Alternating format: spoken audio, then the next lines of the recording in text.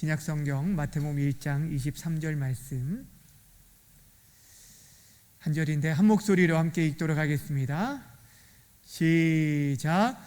보라, 처녀가 잉태하여 아들을 낳을 것이요 그의 이름은 임마누엘이라 하리라 하셨으니 이를 번역한즉 하나님이 우리와 함께 계시다 함이라. 아멘.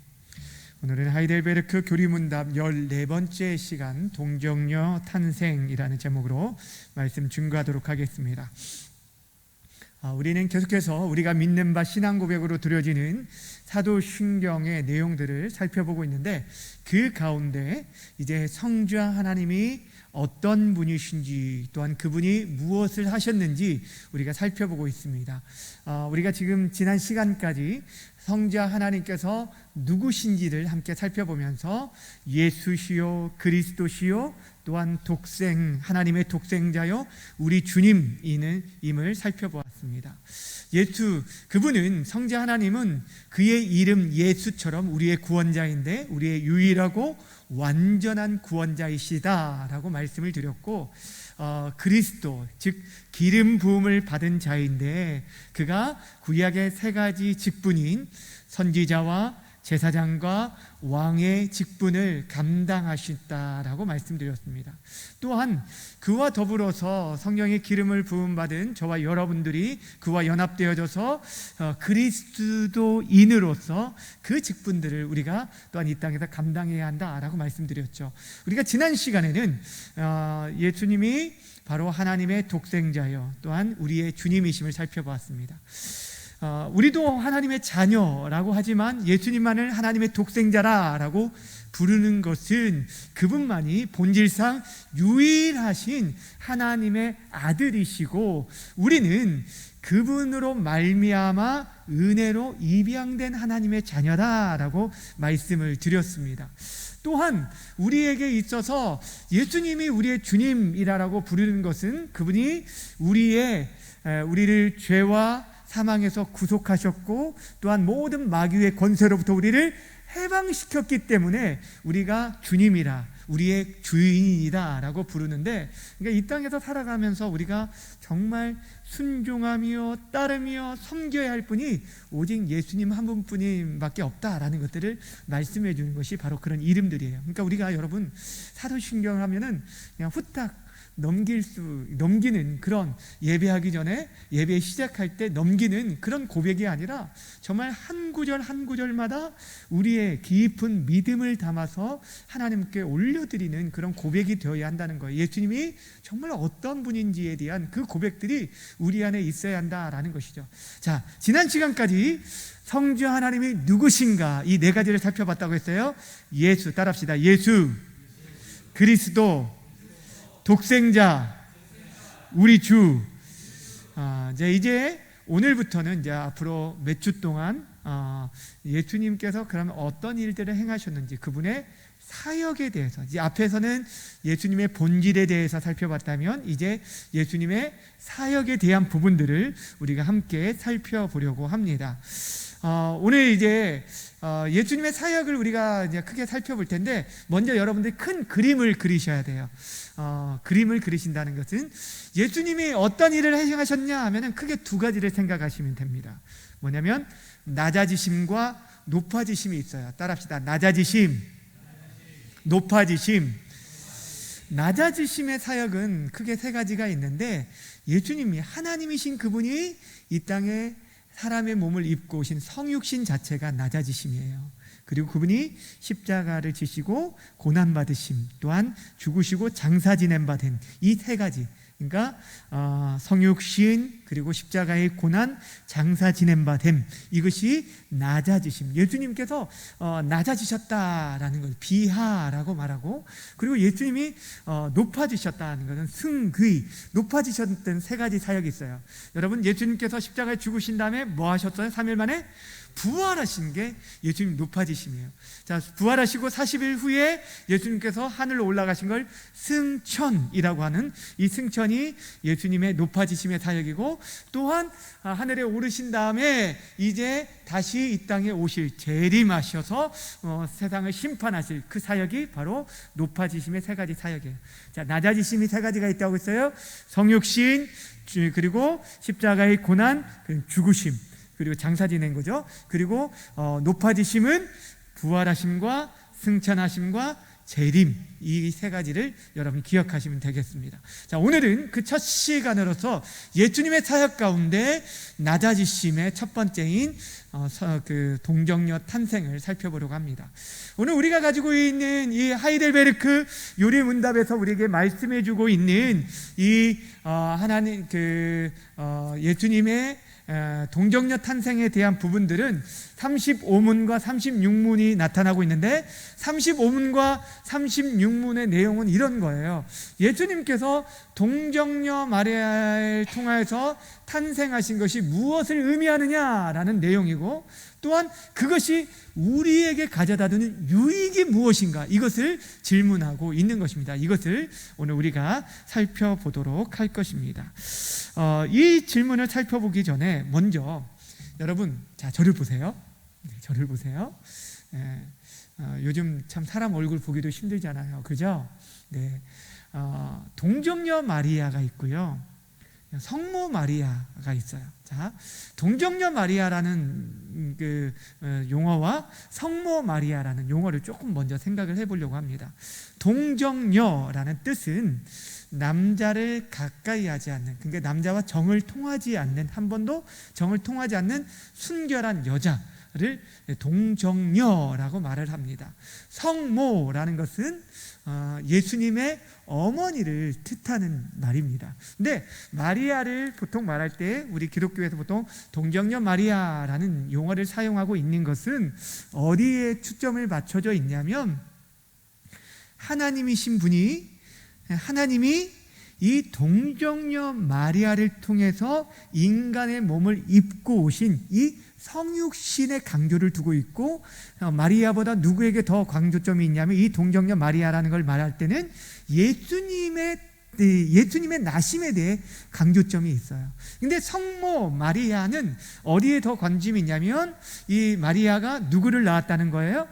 하나님의 아들을 낳았다. 하나님의 아들을 낳았다. 이거에 강조점을 두어서 하나님의 아들 되신 예수님보다 누구에게 더 집중하게 만드냐면 마리아에게 더 집중하게 하고, 또 마리아를 숭배하기까지 하는 것을 봅니다. 이제 카톨릭에서 그렇게 하는 것들을 보는데, 이게 우리 기독교에서 보통 이제 동정녀 마리아를 이렇게 사용하는 이유가 거기에 있다라고 우선은 좀 생각을 하시면 좋을 것 같아요. 자, 이제 35문 주보를 보시고 함께 보도록 하겠습니다. 35문 제가 질문을 하도록 하겠습니다. 그분은 성령으로 잉태하사 동정녀 마리아에게서 나셨으며 라는 말로 당신은 무엇을 고백합니까? 그러니까 우리가 신앙 고백에서 이 부분을 통해서 우리가 진정으로 고백하고 믿고 나아가는 것이 무엇인가에 대한 질문이에요. 자, 그 답을 함께 읽도록 하겠습니다. 시작.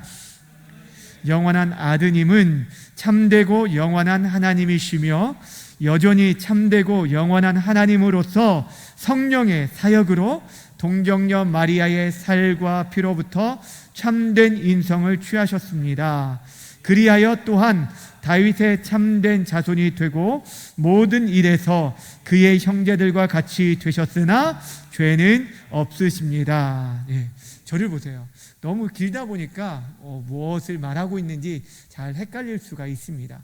지금 우리가 동정녀 마리아의 탄생에 대한, 예수님이 그렇게 탄생하셨다라는 내용을 볼 때 무엇을 고백하게 되느냐라는 내용인데, 여기서 먼저 말하고 있는 것이 무엇이냐면, 예수님이 하나님의 영원하신 아들이잖아요.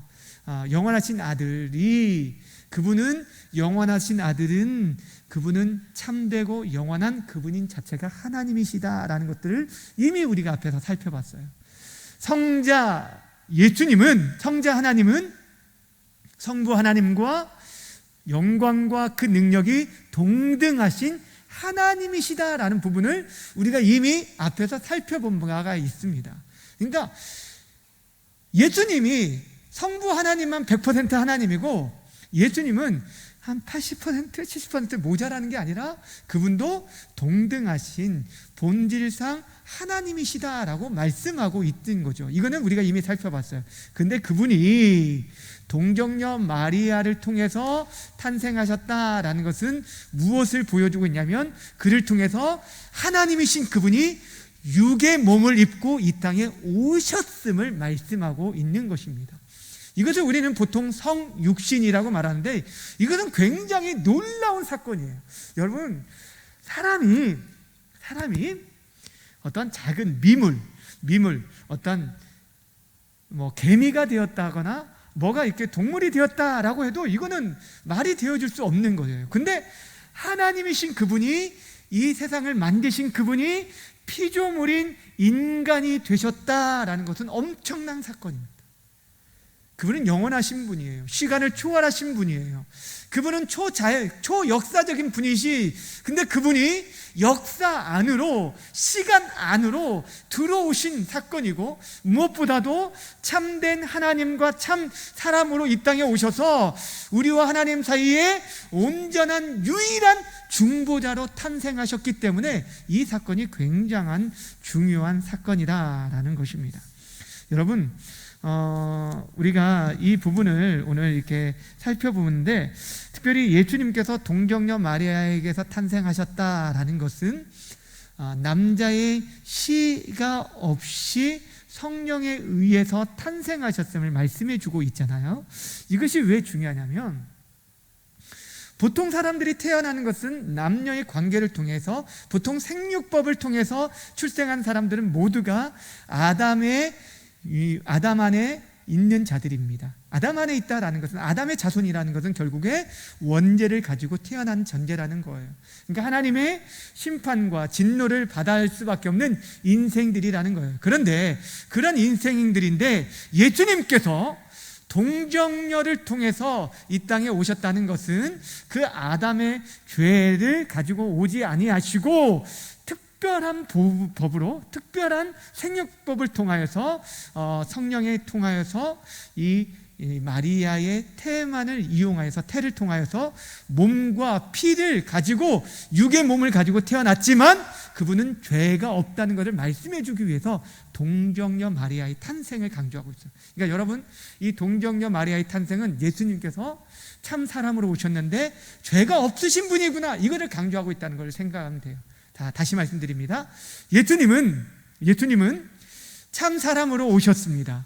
마리아를 통해서 참 사람으로 오셨는데 그분은 남자의 씨를 통하지 아니하고 성령을 통해 잉태하심으로 말미암아 그에게는 아담으로부터 오는 원죄가 있다 없다는 거예요?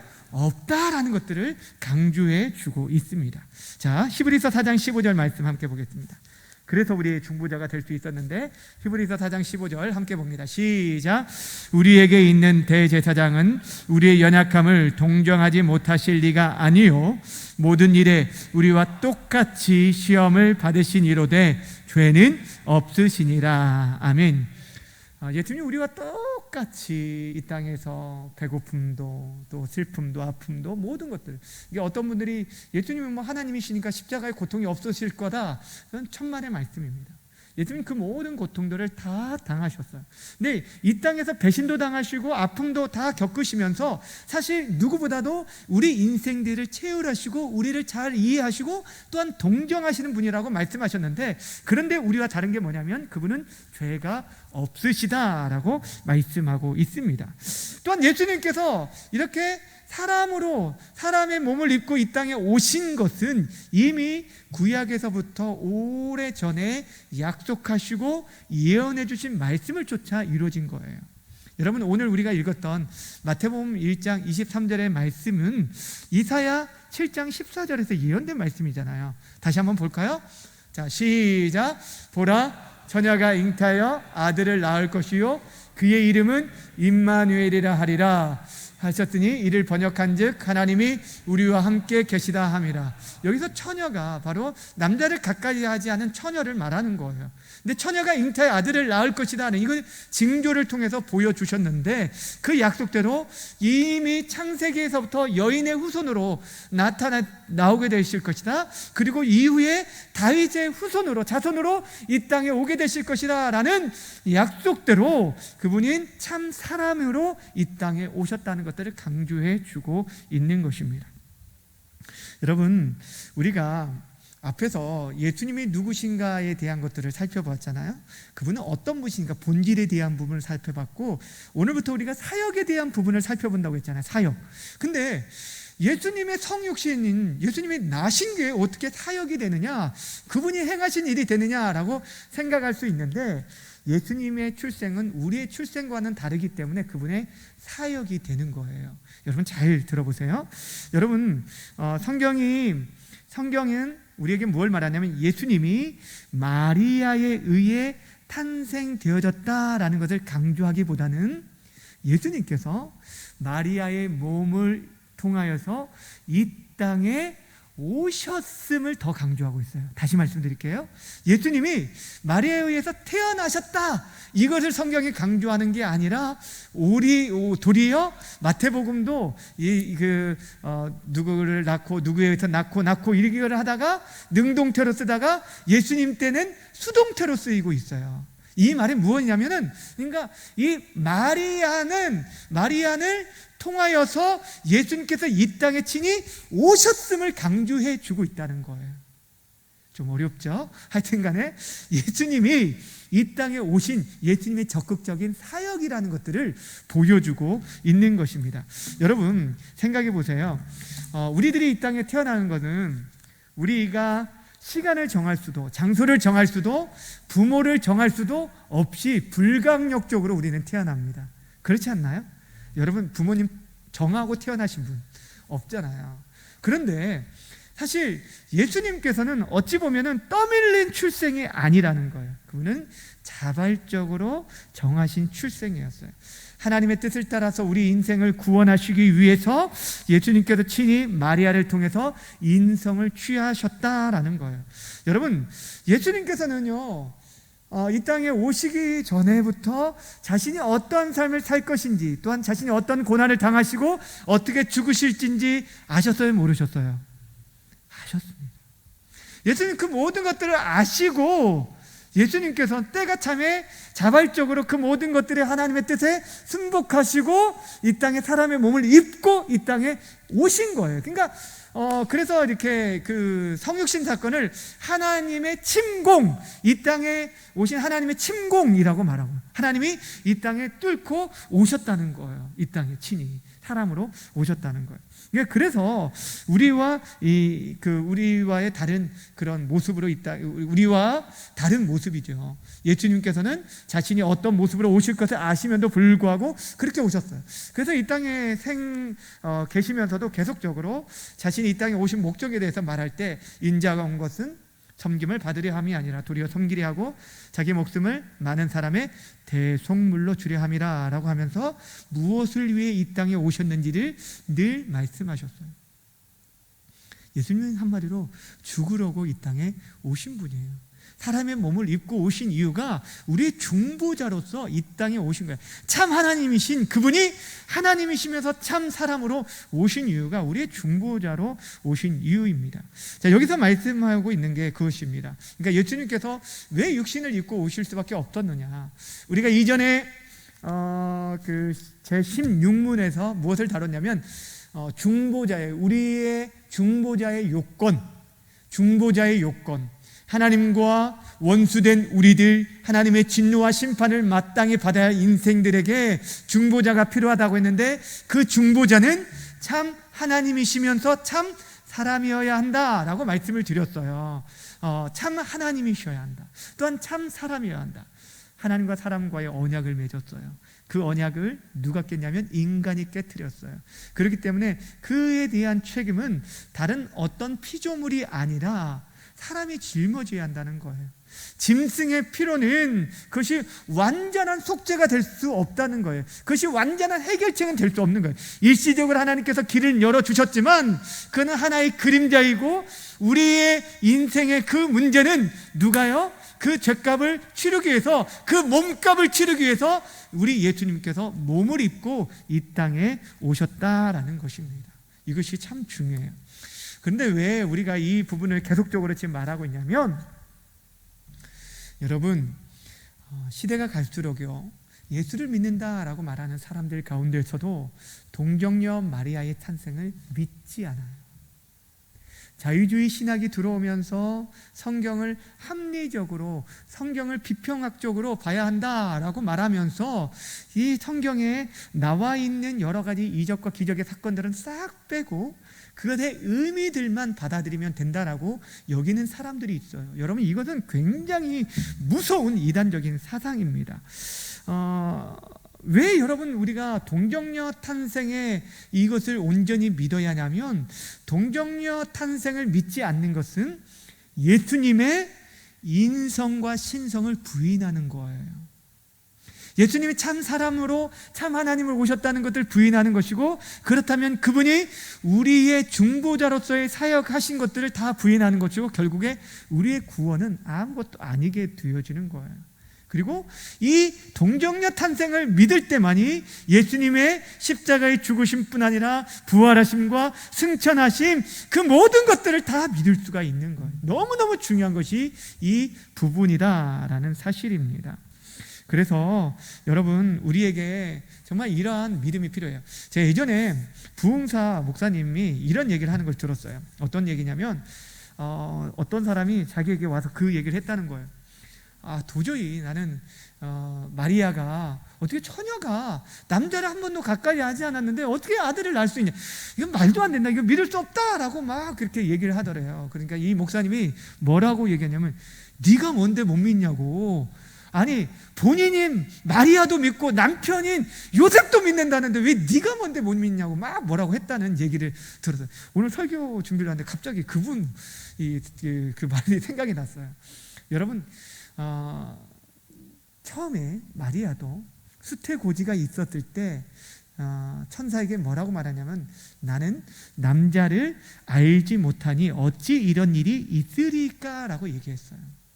도저히 그런 일이 있을 수 없다라고 본인 또한 알고 있었다는 거죠. 그런데 천사가 뭐라고 말씀했냐면, 자, 누가복음 1장 35절부터 37절까지 함께 읽어볼까요? 자, 시작. 천사가 대답하여 이르되, 성령이 내게 임하시고 지극히 높으신 이의 능력이 너를 덮으시리니 이러므로 나실 바 거룩한 이는 하나님의 아들이라 일컬어 주리라. 보라, 내 친족 엘리사벳도 늙어서 아들을 배었느니라. 본래 임신하지 못한다고 알려준 이가 이미 6살이 되었나니 유태저 하나님의 모든 말씀은 능치 못하심이 없느니라. 아멘. 능하지 못하심이 없느니라.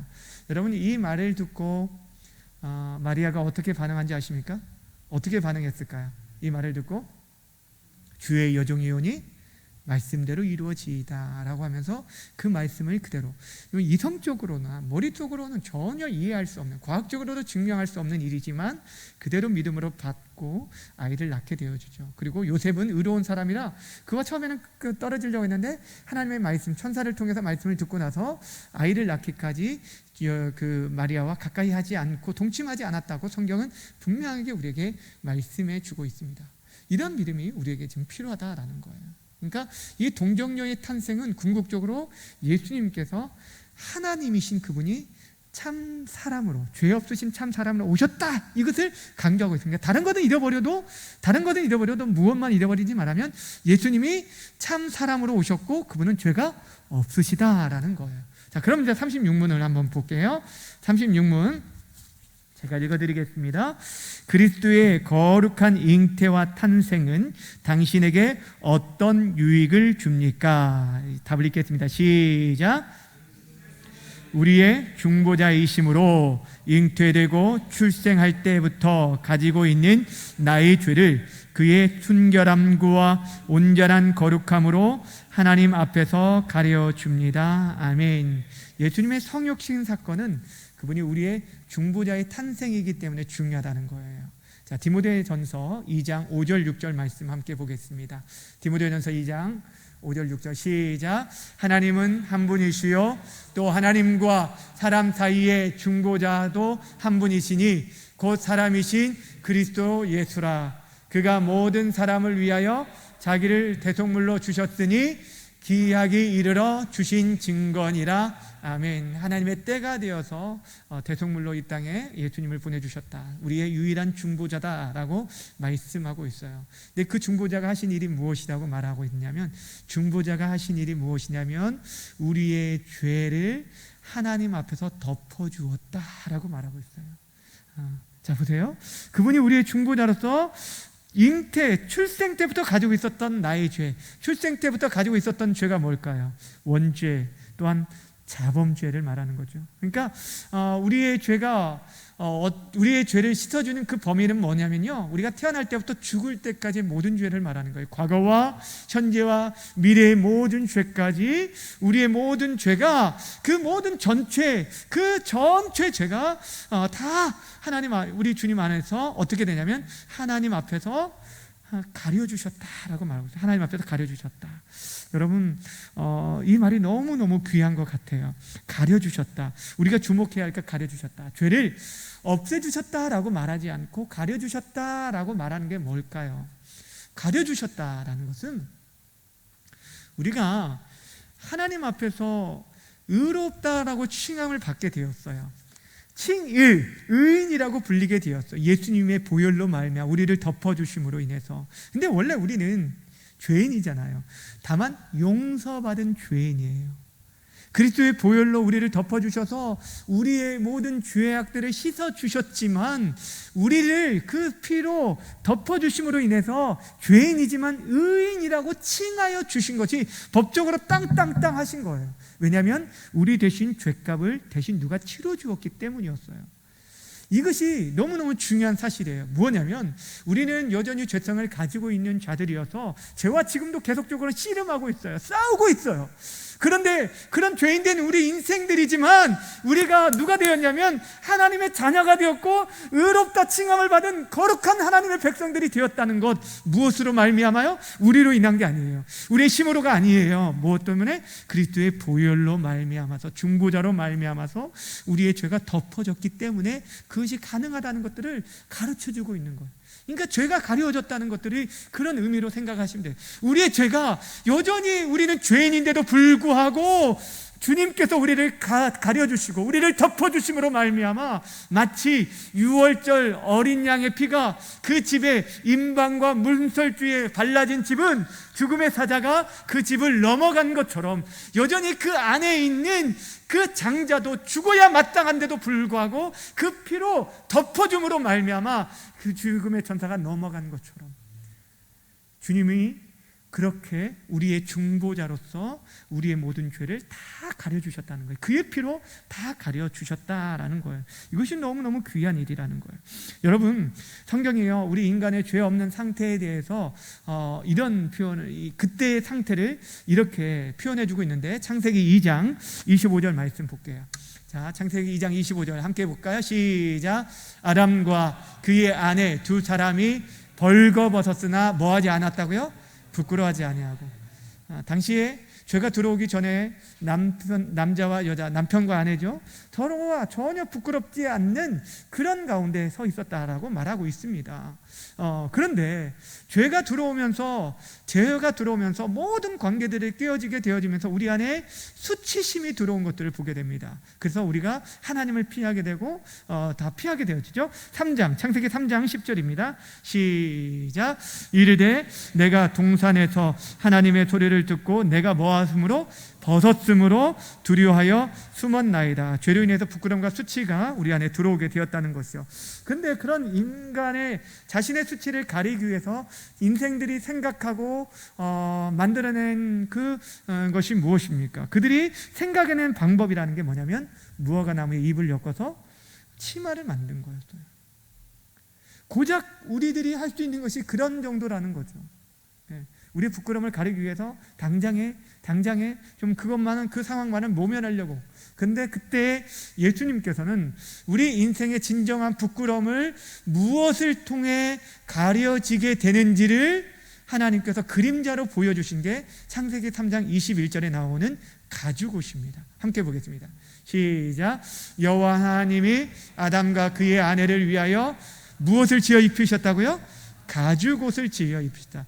가죽옷을 지어 입혔다는 것은 동물의 희생이 있었다는 거예요. 어떤 동물의 희생이 있어서 그들의 부끄러움을 가려준 것들을 통해서 이제 앞으로 예수님의 대속사역을 우리에게 보여주고 있는 거예요. 여러분, 출애굽기에 가면은 출애굽기 28장 42절에서도 이제 대제사장이 제사를 할 때 그의 부끄러움들을 가릴 수 있도록 속바지를 입게 하신 것도 나와 있는데, 또 한번 볼까요? 성경 출애굽기 함께 읽겠습니다. 시작. 또 그들을 위하여 배로 속바지를 만들어 허리에서부터 두 넓적다리까지 이르게 하여 하체를 가리게 하라. 이게 우리의 부끄러움들을 가리도록, 이게 가리는 것들, 이게 제사장들이 옷을 입는 모든 것들이 다 우리의 부끄러움들을 가리기 위함들이었어요. 그런데 여러분, 신약 시대에 와서 실제 우리의 죄를 무엇으로 가리는 줄 아십니까? 뭘로 가린다고 말해요? 어떤 옷으로? 어떤 옷? 세마포? 아니요. 그리스도 옷, 그리스도로 옷을 입음으로 인해서 우리의 부끄러움을 가리는 것들을 보게 됩니다. 갈라디아서 3장 27절 말씀 함께 읽도록 하겠습니다. 시작. 누구든지 그리스도와 합하기 위하여 세례를 받은 자는 그리스도로 옷 입었느니라. 아멘. 죄 씻음을 의미하는 이 세례식을 무엇이라고 표현하냐면 그리스도로 옷 입었다, 예수님으로 옷 입었다라는 거예요. 그분의 보혈로, 그분의 대속 사역으로 우리가 옷을 입었다. 우리의 모든 추하고 더러운 죄를 주님께서 덮어주셨다라는 것들을 말하고 있는 거예요. 우리가 지금도 당당하게 하나님 앞에 나와서 예배할 수 있는 이유가 무엇입니까? 여러분, 우리의 죄된 본성들이 여전히 안에 있는데 여러분, 하나님은 거룩하신 하나님 앞에 어떻게 나아갈 수 있습니까? 우리가 십계명의 지금 출애굽기 말씀을 보면서도 시내산에서 하나님께서 만나주시는 가운데 있을 때 어떻게 하셨어요? 그 가운데 접근하지 말라고. 하나님이 너무 거룩하신 분이어서 죄인된 인생들을 그냥 죽을 수밖에 없다는 거예요. 그래서 가까이 오지 말아라고 그렇게 경계하셨어요. 거룩하신 하나님 앞에 죄인된 인생들을 어떻게 나아갈 수 있습니까? 우리 힘으로 나아갈 수 없는 것이죠. 자신의 몸을, 휘장을 찢으셔서 우리에게 생명의 길을 열어놓으신 예수님을 통해서만이 우리가 그 앞에 나아갈 수 있게 되어졌다라는 것입니다. 사랑하는 여러분, 예수님이 참 하나님으로서 참 사람으로 이 땅에 오심은 바로 저와 여러분을 죄와 허물 그 가운데 덮어주시기, 그 죄를 가려주시기 위해 오셨다는 거예요. 과거와 현재와 또 미래에 지을 모든 죄까지도 그의 보혈로 우리의 모든 죄를 가려주시고 덮어주심으로 하나님께서는 우리의 죄를 있는 그대로 보지 않고요, 예수님의 보혈 안에서 정결타고 하시고 우리를 거룩하다고, 우리를 의롭다라고 말씀하고 계시는 거예요. 또한 우리가 그렇게 구별된 자로서, 그렇게 구원받은 자로서 구별된 그런 삶을 살아가기를 원하신다는 거예요. 그렇다면 사랑하는 여러분, 그 은혜를 입은 우리들이 어떻게 살아가는 게 마땅할까요? 여러분, 우리 주님의 그 은혜로 인해서 중보자 되신 그분이 하나님 앞에 설 수 없는 인생들의 모든 죄를 그분의 사랑으로 덮어주시고 그분의 보혈로 덮어주심으로 인해서 용서받은 우리들이 이 땅 가운데 어떻게 살아가야 할까요? 우리가 다른 이웃들과 우리의 형제, 자매들, 우리의 교회 식구들을 볼 때, 참 수많은 사람들을 볼 때, 대할 때 분명히 정말 연약함들이 있어요. 부족함이 있어요. 그런데 그러한 티와 그런 허물들을 보고 정죄하고 판단하는 데 쓰는 게 아니라 우리들 또한 그들의 죄를 덮어주고 사랑으로 덮어주고 용납하며 나아가는 것, 가려주고 덮어주는 것, 상대방의 수치를 덮어주는 것, 이것이 이 땅 가운데 은혜 받은 자들이 감당해야 할 일이라는 거예요. 그래서 베드로 사도가 이렇게 우리에게 권면하고 있습니다. 베드로전서 4장 8절 말씀 큰 소리로 읽겠습니다. 시작. 무엇보다도 뜨겁게 서로 사랑할지니 사랑은 허다한 죄를 뭐하니라? 덮느니라. 할렐루야. 우리가 사랑하며 살아가야 할 것, 결국에 십계명에서도 우리에게 계속적으로 말씀하고 있는 게 하나님 사랑, 이웃 사랑에서 사랑하라고 말씀하신 것은 결국에 하나님의 그 크신 사랑, 당신의 아들을 내어주시면서까지 우리의 죄를 덮어주신 그 사랑으로 인해서 우리가 살아가고 있기 때문에 그 사랑으로 연약한 자들, 다른 영혼들을 돌아보고 섬기기를 원하시고 있다라는 것입니다. 사랑하는 여러분, 우리 주님께서 우리를 구원하시기 위해서 하늘의 모든 영광을 버리시고 이 땅에 오셨습니다. 정말 낮아지시고 최고로 낮아지고 피조물인 인간의 몸을 입고 온갖 고초를 다 당하시고 물과 피를 쏟으심으로 인해서 자신의 생명을 내어주심으로 비로소 우리의 더럽고 추한 모든 죄를 가려주셔서 하나님 앞에 담대히 나아갈 수 있도록 만들어 주셨습니다. 그 은혜를 우리가 날마다 기억하면서 살아가는 것, 그분을 정말 일생 동안 나의 주님으로만 섬기며 그분을 위해 살아가는 것, 이것이 저와 여러분이 감당해야 할 일이며, 또한 그 은혜를 가지고 또 연약한 자들, 여러 가지 수치 가운데 부끄러움 가운데 있는 그들을 가려주고, 또한 무엇보다도 정말 진정한 우리의 길 대신 예수님께 인도하는 그러한 삶을 살아가는 것, 저와 여러분들이 이 땅에 부름받은 제사장으로서, 선지자로서, 왕으로서의 사명임을 기억하시면서 그렇게 믿음으로 살아가는 우리 모든 성도님들 되시길 주님의 이름으로 간절히 축원합니다. 기도하겠습니다.